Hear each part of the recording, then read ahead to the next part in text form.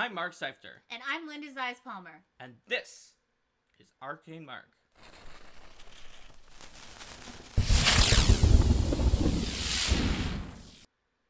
Hi, folks. Welcome. And welcome to Class Chat Sorcerer. Sorcerer. Or Sorcery, as they said in that Merlin BBC series. That Merlin BBC series was really good. Sorcery. So, we've got the Sorcerer. You can see her here on the page. Sione the Sorcerer. One of the most recognizable iconics of the Paizo iconic, and the only one that has like a giant statuette as part of a comic Kickstarter is Sione.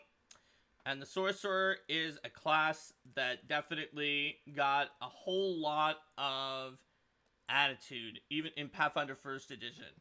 Because the Pathfinder 1st Edition classes, right, they were based off of the D&D 3.5 classes. But if you look at the D&D 3.5 Sorcerer, it was like, here's the spells, and you have a familiar. But Pathfinder, for a lot of the other ones, it was like, yeah, you know, the D&D 3.5 had some of these things, and Pathfinder added more twists. But Pathfinder kind of added, like, almost everything that was in there with all these ideas of different bloodlines. And so, when it comes time for Pathfinder's 2nd Edition, or when it came time for Pathfinder's 2nd Edition, in Pathfinder 1st Edition, like 3.5 D&D, the Sorcerer was an arcane spellcaster, because the original idea was just like, it's the arcane spellcaster that casts spontaneously, and otherwise it's the kind of the same as the wizard. They don't have schools. That's how it was in 3.5. In Pathfinder 1st Edition, it's like, well, they're bloodlines, that's where your magic comes from, and they give you different spells and abilities. So when we were going into Pathfinder 2nd Edition, it all started because I had a kind of wild idea. So I said, well, okay, but does it have to be arcane? Because if you get your powers from an angel, could you be divine? Or could you be occult if you got it from an aberration? So at first, when I came up with this idea, I liked it. But I thought that, I've told this story before, so some people didn't know about it. But I thought the other designers would be like, no way, it's arcane. That's what the whole Sorcerer came from. But they were all like, yeah, this is great.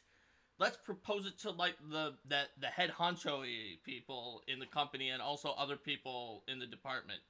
So I was like, you know, though, the design team of any company that has a team on design or like research and design, that's gonna be like the most dynamic group towards like change, right? Like, you always have designers who are looking to how they could do it differently or better the next time, and then you have to have like an equal but opposite counterbalance of like, wait, designers, we know you want to iterate, but there needs to be some kind of continuity, right? So I was thinking, you know, there's going to be a backstop from that. And then I shared it, and everyone was like, yes, in the company, yes, this is it. Do it. All 4 traditions with the Sorcerer. This is great. So then I was like, okay, people in the company like it, but sometimes people in the company like enjoy things where you get to like check all the different boxes or do like one of each of certain different things. That's kind of a theme that I noticed. But you know what? The fans, though, they are used to their Sorcerer being an arcane sorcerer. So I think it's going to get lambasted and kind of destroyed when we put it in the playtest. But you know what? Let's try it. And so we did. And the playtest survey result was that over 90% of people preferred that.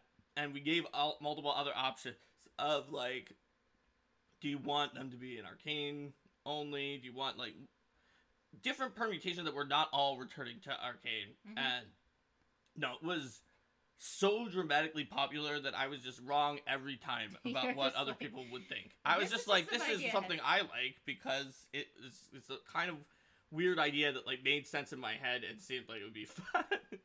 Yeah. And I think that it's really an interesting way to showcase the 4 magic traditions within a single class to help show what those 4 traditions mean. It's like, yeah, it means you get it from that type of creature. It's not just, oh, there's this class and this class uses this tradition. It's like, okay, what are the differences when you boil down to it? That's right. So anyway, origin story aside, let's do what we often do and see, like, what does the game say it means to be a sorcerer? So, It says in the intro, you didn't choose to become a spellcaster, you were born one. There's magic in your blood, whether a divinity touched one of your ancestors, a forebear communed with a primal creature, or a powerful occult ritual influenced your line. Self-reflection and study allow you to refine your inherent magical skills and unlock new, more powerful abilities. The power in your blood carries a risk, however, and you constantly face the choice of whether you'll rise to become a master spellcaster or fall into destruction. Key ability is Charisma. You get 6 hit points, much like Wizards, which we haven't gotten to yet. These are the two that get the fewest. And there's a key term about meta magic that has been showing up in some of the other spellcasters as well.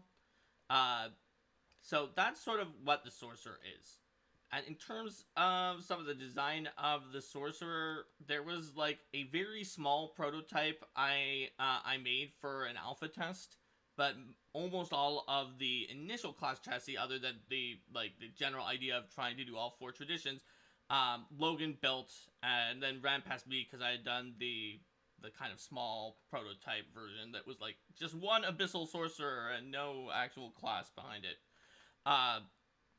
So, role-playing the Sorcerer. According to the core rulebook, during combat encounters, you use spells to injure your enemies, influence their minds, hamper their movements. You might be too vulnerable to get into melee combat, or your bloodline might give you abilities that help you hold your own in a brawl. While your magic is powerful, to conserve your best spells, or when you've used them all up, you also rely on cantrips. During social encounters, your natural charisma makes you good at interacting with people. While exploring, you detect the magic around you, finding treasures and warning your adventuring groups of magical traps. When the group encounters mysteries or problems related to your bloodline, you try to solve them. In downtime, you craft magic items or scribe scrolls. Your bloodline might drive you to research your ancestry or associate with affiliated people or cults or creatures. You might have a strong independent streak, and whether you embrace or reject your magical heritage, you long to distinguish yourself both as a spellcaster and an individual. You might view your lineage with fascination, fear, or something in between, anything from wholehearted acceptance to vehement rejection. And you might rely on magic items such as scrolls and wands to supplement your limited selection of spells. Others probably marvel at your ability to create magic from thin air and view your abilities with equal parts admiration and mistrust. Others probably consider you less dedicated than studious wizards, devoted clerics, and other practitioners of magic, since power comes to you naturally. And they probably assume you're as unpredictable as the magic you bring forth, even if your personality proves otherwise.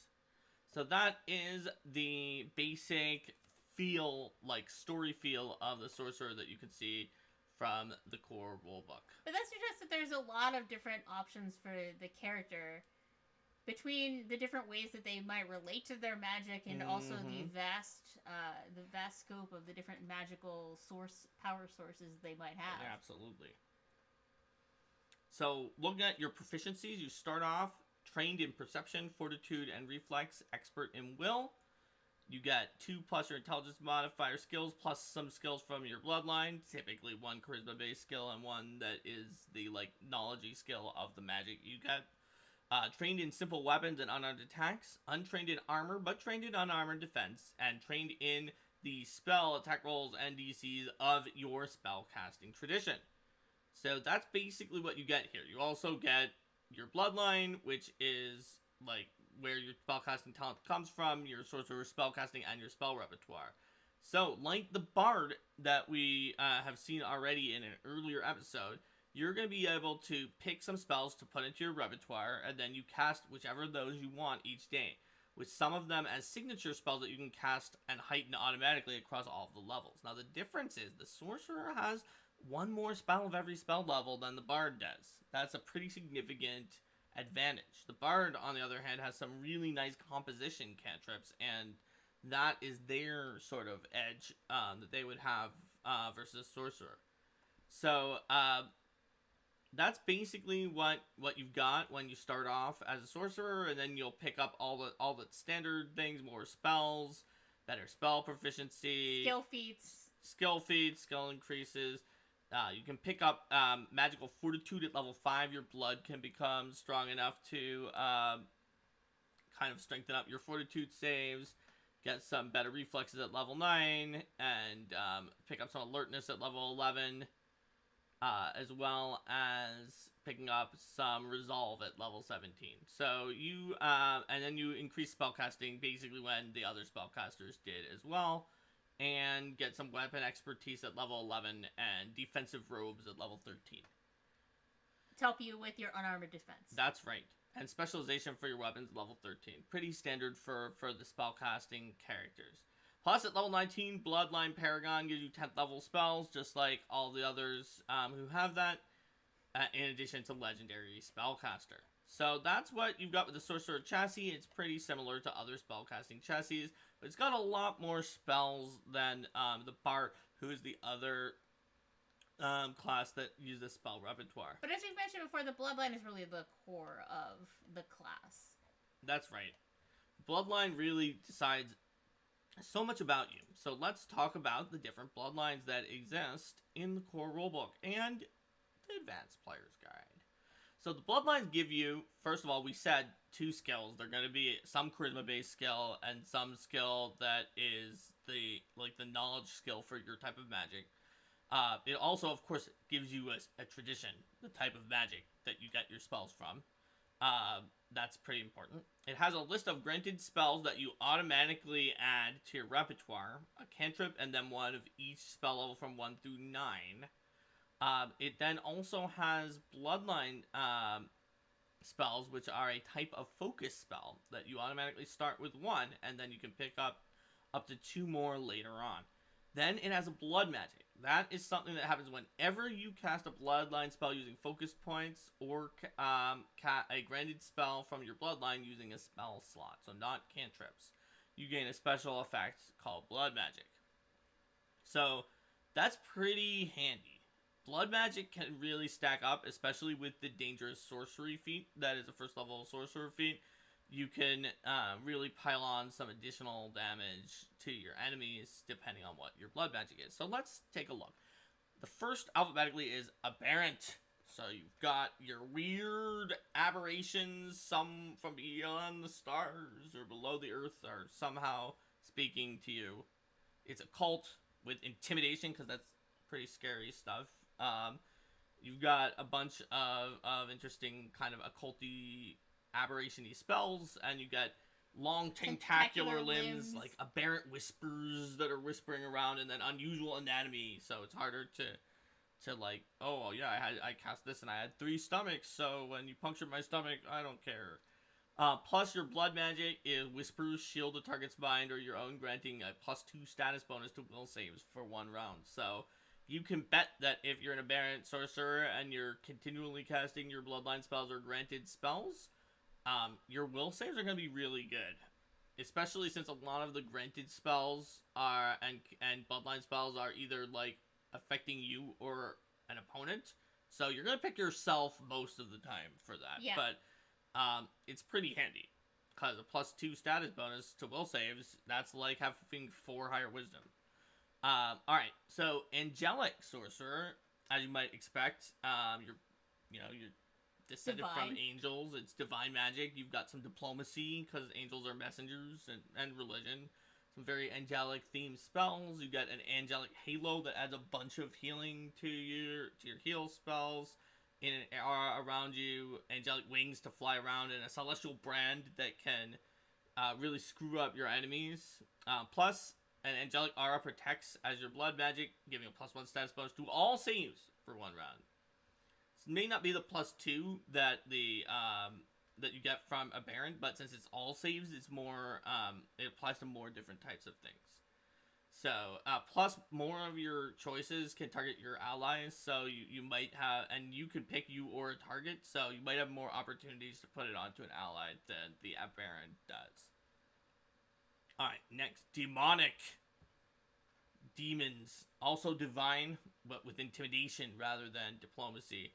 Got some very demonic kinds of spells that are in there. And certainly the granted spells there are very many of them are about harming your enemies rather than assisting you and your allies. Enlarge, Yeah. you become a giant but demon. but quite a few of them are like abyssal plague, which plays in well with the blood magic having some more options to that are debuffing folks. That's right. You can either give yourself +1 on intimidation for a round, regardless of whether you target yourself or not, or give the target a -1 status penalty to AC for a round. So I hope you don't choose to enlarge your ally and give them a -1 status penalty to AC for 1 round, but if you do, they'll be like, sucker! Your enlarged spell already gave me clumsy 1, so the debuff you put on me doesn't do anything.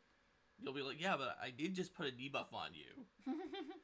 Plus, you have 3 bloodline spells. The initial Glutton's Jaws, or your jaws just are like, blah, and you can, like, chomp things and try to, I think it, like, gives you temporary hit points or something. Yes, you get temporary hit points when you bite things because you're so gluttonous.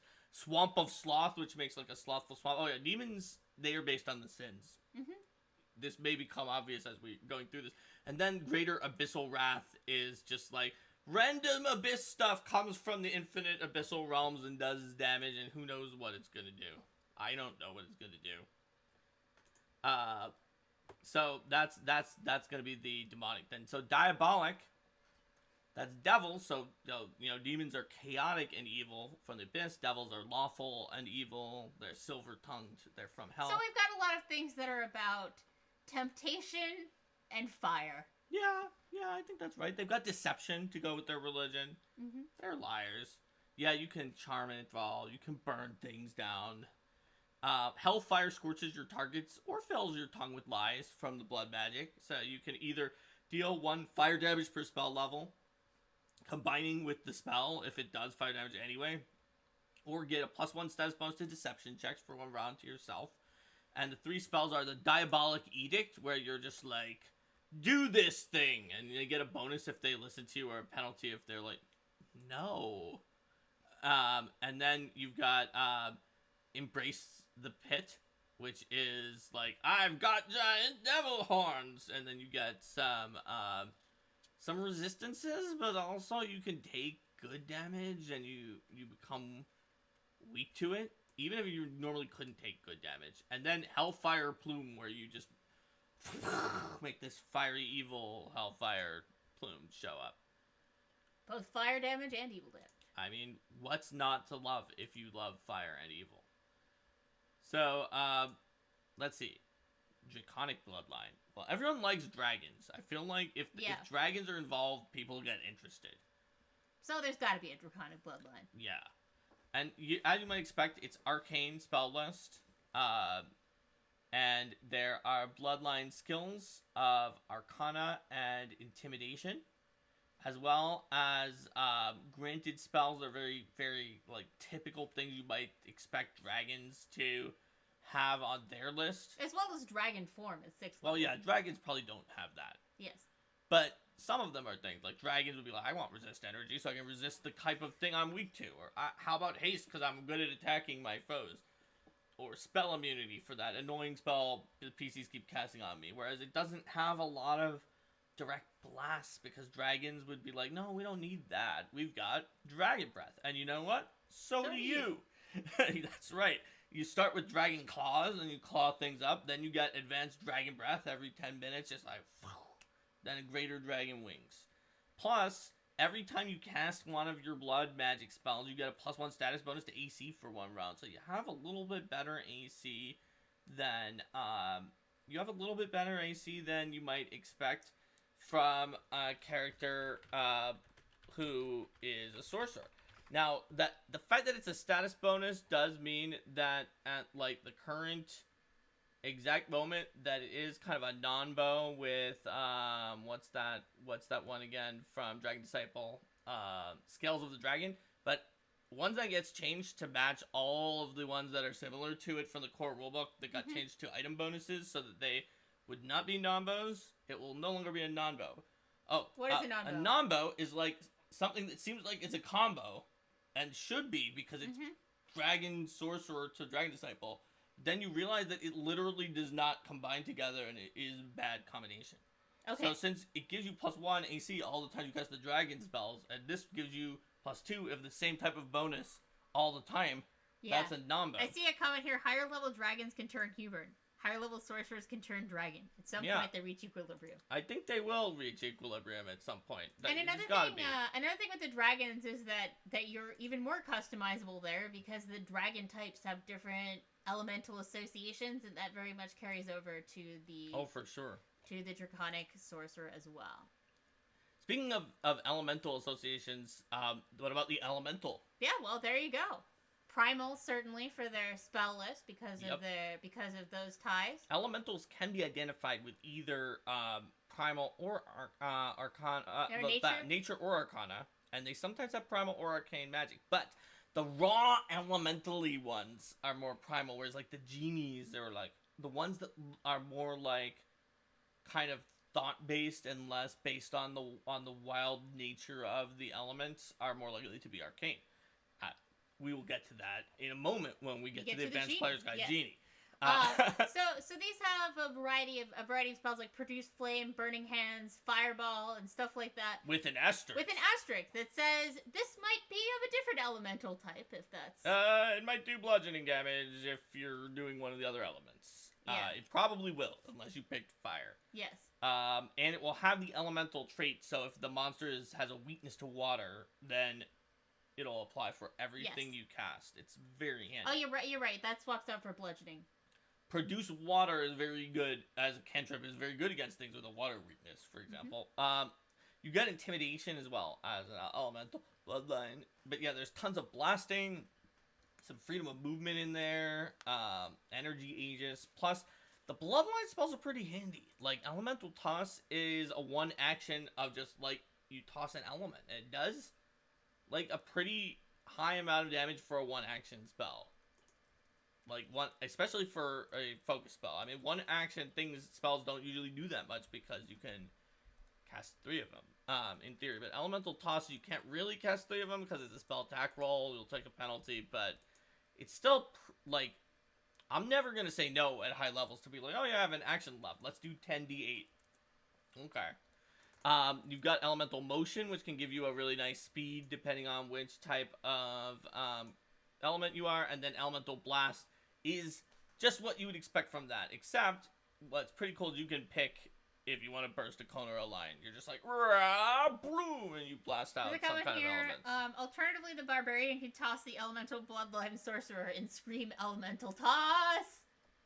I mean, that you could do that too. The blood magic gives you either a +1 status bonus to intimidation checks for 1 round, or the target takes 1 damage per spell level that is also either fire for fire or bludgeoning with the correct trait for the other elements. Mm-hmm. So, more damage! So, that's actually, like, just flat out, it's not even 10d8 at really high levels. It's 10d8 plus 10 if you want with Elemental Toss, because Elemental Toss is a bloodline spell. So that's really a lot for one action. Let's take a look at Fey. Fey Whimsy, or Tristan of Moonlight Grove. So this has all sorts of things that are enchantment and illusion themed. Which is cool because you're on the primal list, and Fey are notorious in the way they hack the primal magic to cast like a lot of very atypical primal spells that are enchantments and illusions that usually are not on the primal list. That's because that's just the way they are. They're very deceptive, so you get deception in nature. Some of them are enchantments and illusions. Some of them are just like things that Fae would like to do. Yeah. Like make a resplendent mansion. That's a conjuration. But you know that the Fae wants to conjure a giant mansion. Absolutely wants to do that. Your blood magic can make you or the target be concealed for 1 round, but it's really obvious because it's colorful lights, so you can't hide with that. But that's still actually extremely good. It's even better than the dragon ability because that's just 20% chance that they miss you, including if it would have been a crit. So Fae, honestly, if the difference is the dragon does have some more sustainable spells that you would be just like, I'm just going to keep casting the dragon bloodline spells, whereas the Fae ones are a little bit less likely towards that. But if you did have ones that you wanted to keep casting, you could definitely be well defended with that free concealment. The 3 bloodline spells are Fairy Dust, where you just like and you toss some dust and they get penalties on perception and will saves. Make them easier to trick. Yep. And confound with your spells. It's one action. You might as well. You can spend more to get a bigger radius too. So you might as well throw that first and then throw a will save spell. It's awesome. And then Fade Disappearance, where you, as one action, become invisible and ignore natural difficult terrain.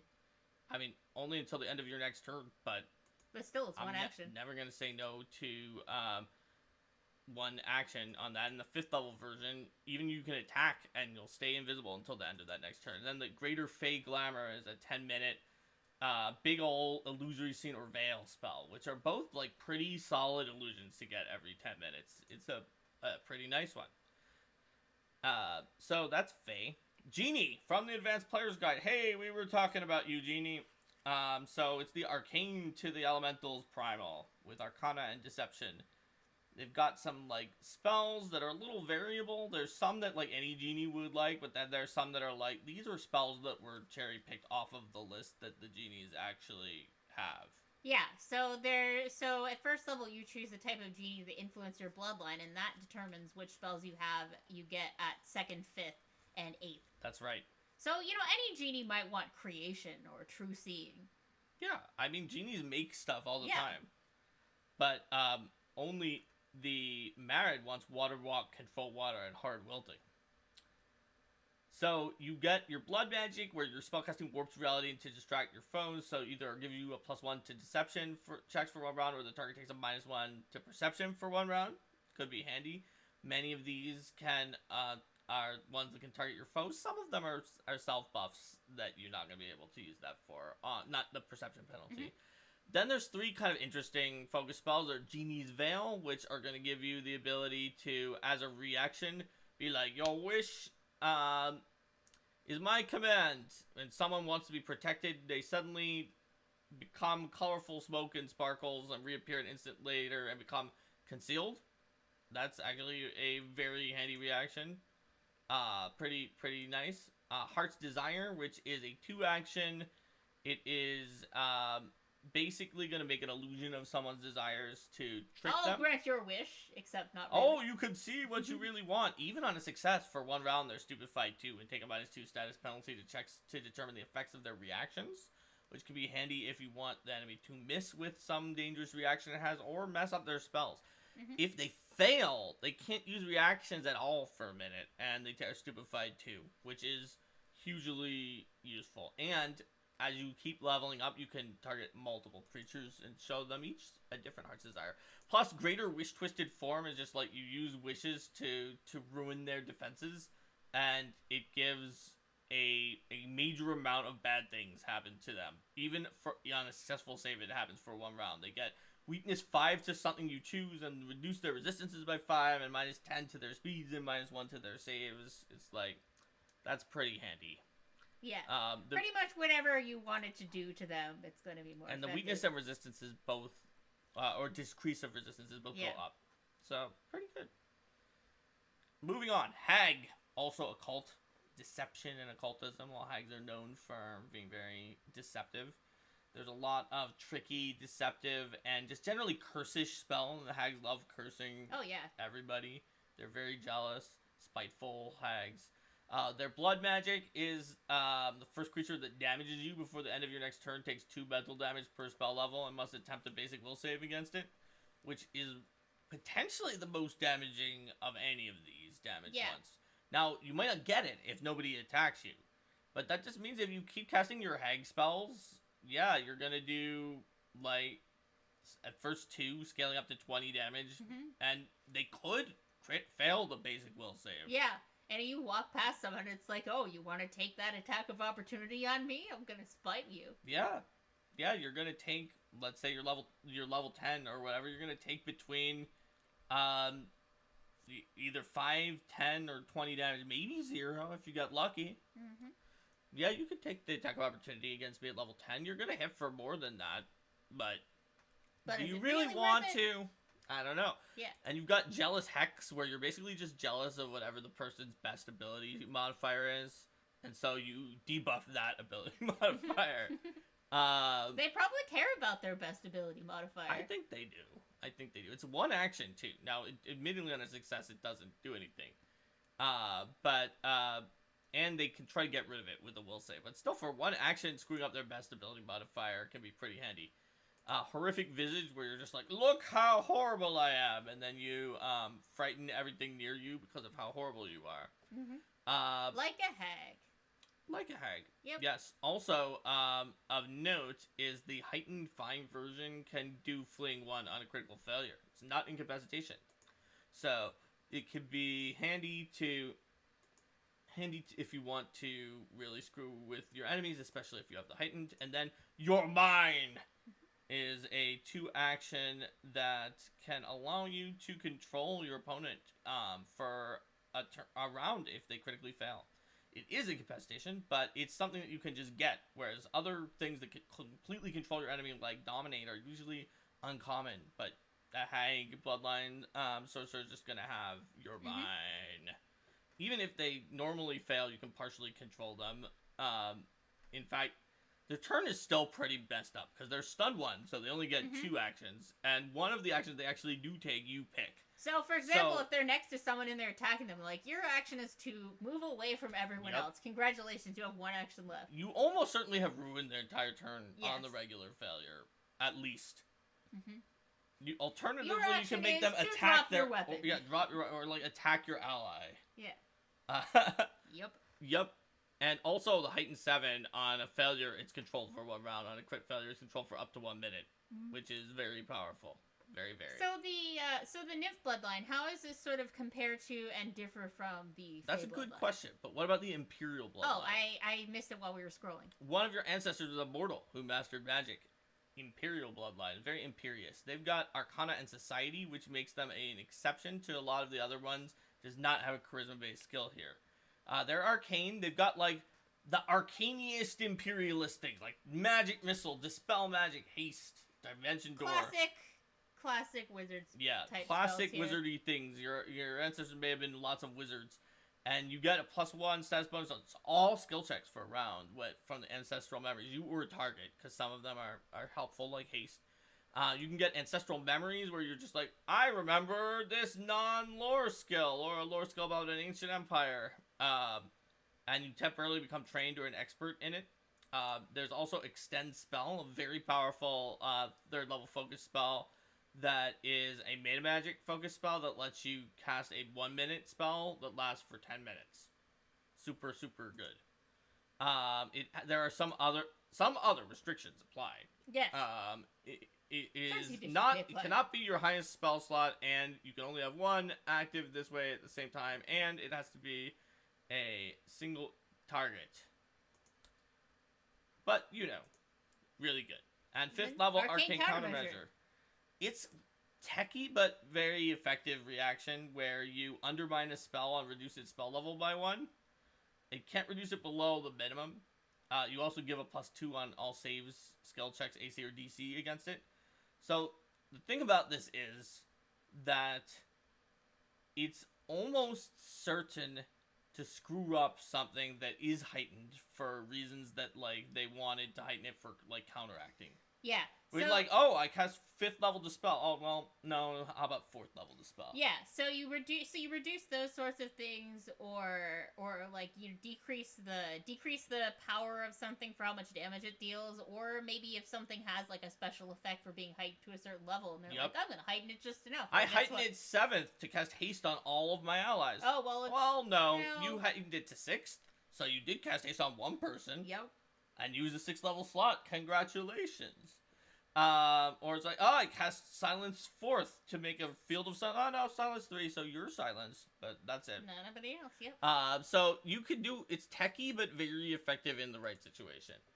Alright, so let's see, what else do we have? Now, we were talking about the Nymph bloodline. So, yeah, Nymph versus the Fae bloodline. So, Nymph is more specific because of the fact that the type of Fae that is a Nymph, is one who they specifically have an area that is sort of their warded area that they are connected to, And then additionally, a lot of the ones, the nymphs who are like behind the nymph bloodlines might be nymph queens who, in addition to having that area that they're connected to, that they have protect, some ability to inspire. they inspire others. They're tied to the land, and so, but these warded land areas typically mean that nymphs are connected to some natural feature that is in their environment, whereas some other types of fae are not connected to natural features at all. So you'll see this reflected. Not only do you get diplomacy, nymphs are like less likely to just be lying to you than some of the other fae, but the spells do have some things in there like animal vision that are like a little more naturey. Your blood magic is the grace that accentuates your movements, give you either a +1 diplomacy for a round or giving your foes a -1 on will save for a round. Pretty handy. Very useful as somebody who has quite a few will save based things going on. Yep, the initial spell is the Nymph's Token, where you can just give a token like you would for like a Nymph Queen can. It even gives bonuses on the same types of things. You're like, here, take this token. Aha, you get a bonus on performance checks and will saves.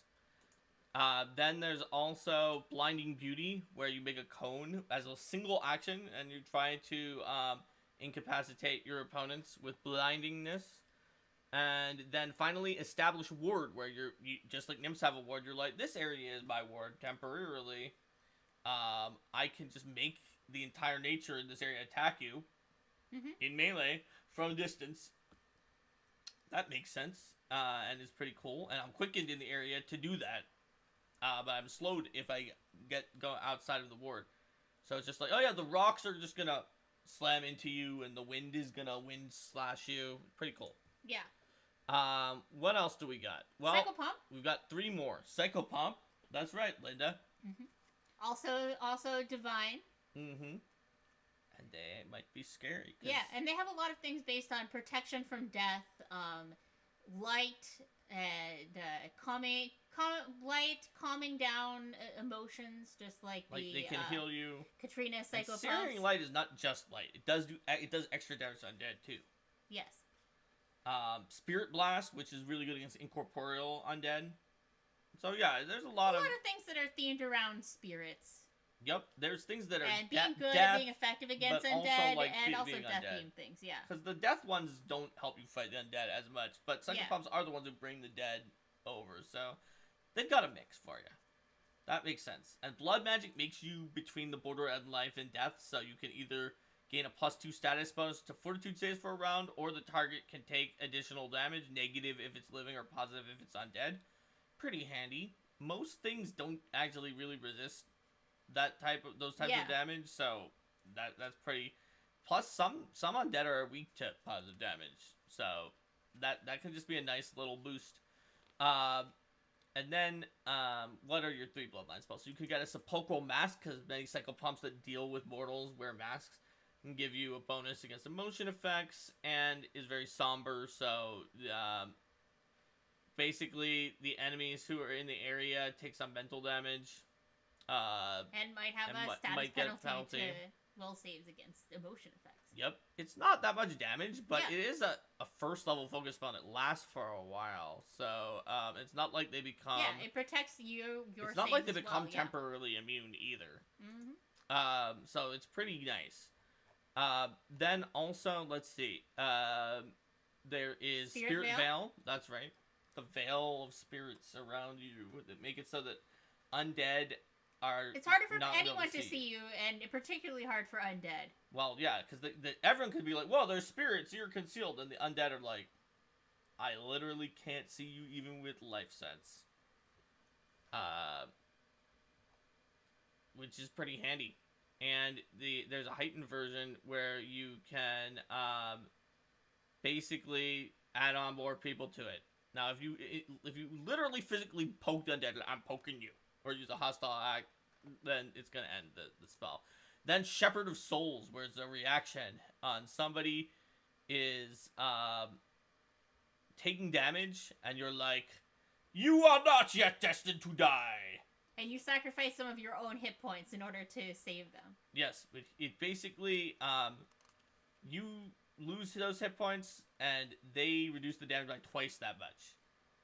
And they might even heal if you sacrifice too many hit points. Where it's like, they're like, oh, a paper cut! I take 1 damage, and you're like, you are not yet destined to die of a paper cut. I sacrifice 15 hit points. They'll be like, I gained 29 hit points? Yes, thank me later. Psychopomp. So, yeah, that's the Psychopomp bloodline. That is also from Advanced Player's Guide. So is Nymph.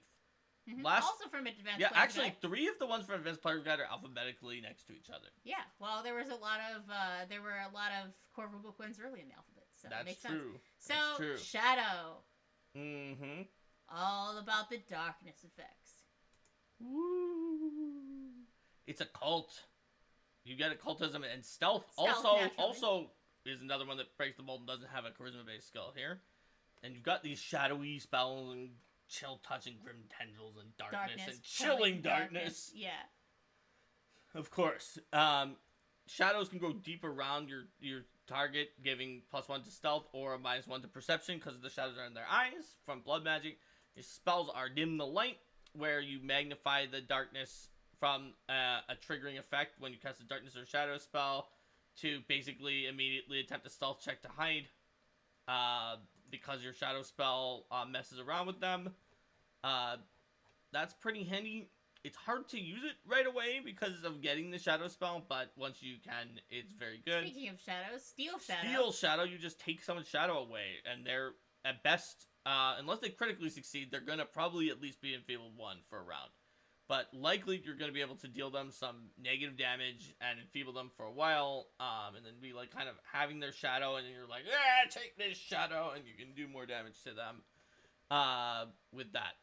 And then finally is Consuming Darkness, where your shadow kind of spreads out for you into a gateway of consuming shadow through which horrors can barely be seen.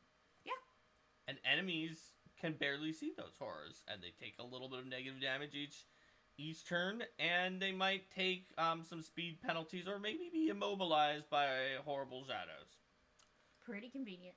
I mean, I'd like to immobilize my enemies with horrible shadows. Now, right next to me, maybe not as much, but I certainly like to immobilize them with horrible shadows, and it grows. And especially if you grows each turn. Especially if you're making it harder for them to see you with some of your other abilities. Oh, sure. Plus, it's 10 foot at first, and it grows each round, so eventually it's just like, yeah, okay, I'm immobilizing you out like 40 feet. Yeah. Have fun. So, we have one more. What's the last one? The last one is Undead. Naturally divine again with religion, and this time intimidation, because Undead are spooky. All right, so again, you get chill touch and some other things that are themed around death, but this one's a lot more around like binding undead or things like talking corpse and cloud kill, vampiric exsanguination, Wail of the Banshee. It also does necromantic energy into your target or you. You could either gain temporary hit points when you cast it. Hey, I mean, who's gonna say no to a few temporary hit points? Or deal some negative damage to your enemy when you cast it. When you cast a spell from these lists, and that's especially fun if you can be healed by the harm spell, because then you can heal yourself with harm and give yourself temporary hit points. Very convenient. Your initial spell, Undeath Blessing, it's a blessing! Look, everybody, now you're so blessed.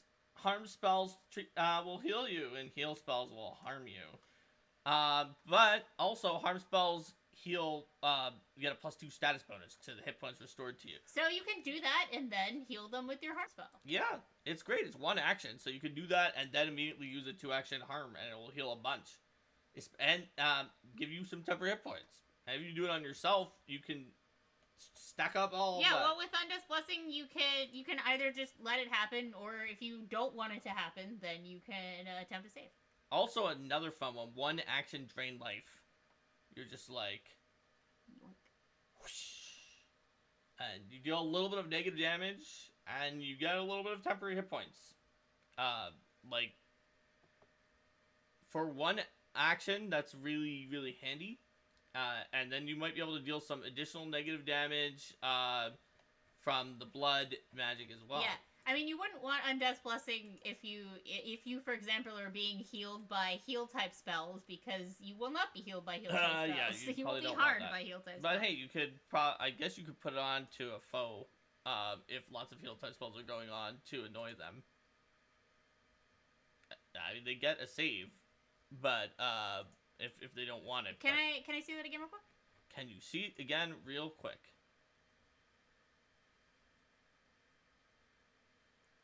Oh, actually, why would you... It actually says if harm spells treat the creature as undead and heal spells treat the creature as living. So I guess you would heal from everything the way it's written? Oh, that's obviously a mistake. Worth looking at then, because I do not think that was the intention. Yep, that's obviously wrong. Okay. Hooray. I also noticed that a different problem that's in this while we were talking about it. So, let's see. Undeath's Blessing says heal spells treat as living, should say undead also. Alright. Issue. Mark is submitting an issue. What page is that on? That is on page 198. Not really, but that's when the spell comes up, so whatever. There we go. Alright. Done. We'll fix it someday. Okay, so, meanwhile, on our next exciting last spell, Grasping Grave. 2 actions, hundreds of skeletal arms are just like, Rrr! And they deal a bunch of slashing damage and potentially slow things down or immobilize them. Alright, so those are all of the bloodlines, because we knew we needed to do the bloodlines, because like you said, Linda, that's what The being a core of the sorcerer is class, all about. yeah. There's also a bunch of feats, and there's some really cool ones. I think that generally people's favorite feats have often been the ones that offer special evolutions that can only be taken based on which type of sorcerer you are. So like Arcane Evolution, where you carry around a spell book that you can try to temporarily gain some into your repertoire. Divine Evolution, where you get some extra healing. Occult Evolution, where you kind of and add like a mental spell into your repertoire each day. And then Primal Evolution, where you get a summoned animal or plant and fungus additionally each day. And then there's the higher level. So first there's one for each tradition, then there's one for each magical essence, which each tradition has 2 of. So you can, each of which is associated with 2 different traditions. That's right. Well, there's 2 different levels for it too. Yes. So there's physical versus spiritual, the 2 building block essences. And so the physical Arcane and Primal both have. And so those are both like, hey, you can polymorph into any kind of thing, even if you don't have that one, if it's from a common battle form. And then Greater Spiritual Evolution, which is, whoa, you can just, like, kind of ghost touch everything with your spirit magic, even if they're projecting themselves with Project Image, which is pretty cool. And then at 16th level, you can get Greater Mental Evolution, which is for Arcane and Occult, the 2 that have Mental.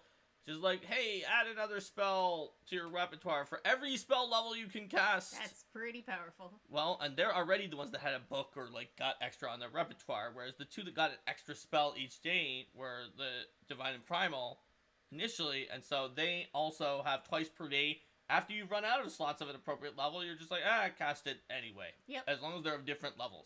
Which can essentially, because of the rule that abilities don't give you more of 10th level spells unless it says they do, you can get another 9th and 8th from that. And when you first get it, an 8th and a 7th. So, Vital, cast a ton per day. Mental, have a bigger repertoire. And there are also a wide variety of meta magic. Oh yeah, there's a ton. So you can manipulate your magic in all I'm sorts of ways. cherry picking because I know people liked the evolution. There's also cross-blooded where you're like, oh, but my specific bloodline has this from a different tradition. And Greater Cross-blooded where it is like that, except for that you did it again. Your bloodline is extraordinarily complex is the short description of it. And that Yeah. lets you have up to 3 spells from other traditions rather than 1, but they need to be from a different spell level, but not necessarily the same tradition. Mm-hmm. It's just like, nobody What really understands happened how in your ancestry? Listen, okay, I'm half dragon and half celestial and half nymph. It's too many halves, Mark. Maybe. Maybe not. Alright, so there's a ton of good feats for sorcerers. They're pretty wild. So what about the sorcerer archetype? Okay. As well as what kind of archetypes are good. We always do that. So let's take a look at the picture of the sorcerer archetype. So, as you can see, the sorcerer archetype has a giant axe and some sorcery. Sorcery. Like a lot of the other spellcaster archetypes, it is pretty much exactly the same. It's got some cantrips, then basic, expert, and master spellcasting, plus it's got blood potency at basic and advanced to get feats, and then it's got basic bloodline spell so that you can get the initial bloodline spell that otherwise you wouldn't have, and bloodline breath to get more lower level spells. So it's very similar to the other archetype feats that you've seen from some of the other classes. Now, who likes this archetype? It's great if you have the 14 charisma for it. It can be a handy way to use your charisma to get some spells from really any tradition. So if you're like a champion or something, you have good charisma, and you're just like, I want more spells, and it's got to be from this tradition. Sorcerer can be a way to do that. Oracle's just going to give you divine, and Bard's just going to give you occult. Mm-hmm. Also, just like a handy way to even if you struggle to get the 14 charisma, it's a handy way to like double down on the same type of magic that you're already good at. Plus, it's fun for the theming too. Yep.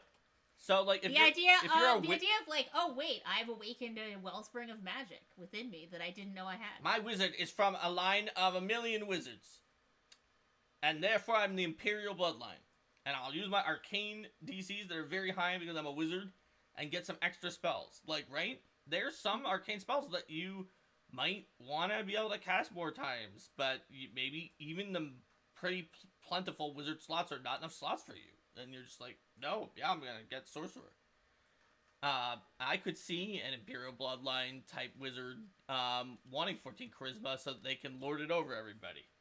So that's good thing with Sorcerer archetype. What about Sorcerers who take archetypes? Yes. So it really depends on what you want to do with the Sorcerer. You can get a lot of mileage out of obviously multi-classing into anything that also uses Charisma. So, like, Bard. But also Champion. If you're willing to throw in for the strength, you can pick up a good amount of armor and possibly the Champion's reaction and lay on hands. You can get lay on hands from Blessed One, but the armor is pretty useful. I've definitely seen sorcerers with multi-class champion, including the one even back in the playtest when you guys beat the final boss of the dying run against Jason. He was like, what? Mm-hmm. And Owen was playing a sorcerer with multi-class champion. So definitely can be helpful if you don't like champion but you do want the armor and you don't care about the reaction or lay on hands. You can go with Sentinel. Mm-hmm. There's a suggestion here for Swashbuckler.